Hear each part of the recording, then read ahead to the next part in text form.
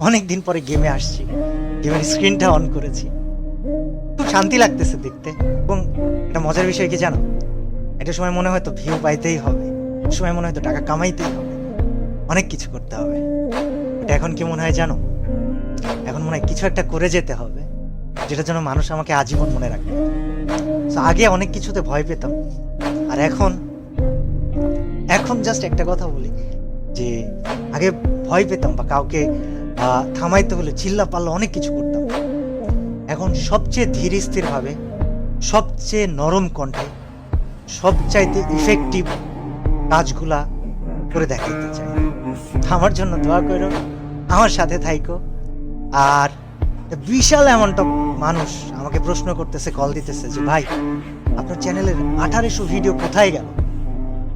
Well, কোথায় গেল কি হলো তোমাদেরকে বলবো না, তবে বিষয় হচ্ছে যে একটা পরিকল্পনা ছিল, আছে। আমার জন্য দোয়া করো যেন আমি পরিকল্পনাটা বাস্তবায়ন করতে পারি, এবং তোমরা আমাকে মনে রেখো আজীবন। আমি তোমাদেরকে আসলে অনেক ভালোবাসি, কিন্তু তোমাদের থেকে বেশি ভালোবাসি আমি আল্লাহকে। আমার পরিকল্পনাটা অবশ্যই থাকবে, তবে আছি আমি কিছুদিন তোমাদের জন্য সাথে থেকো। আর অফিসিয়ালদেরকে আমি বলবো, আপনারা যদি আমার এই ভিডিওটা দেখে থাকেন, আমাকে খারাপ ভাইবেন। আমি কমিউনিটি গেম, এটা আমার কাছে খুবই ভালোবাসার জায়গা। আপনাদেরকে আমি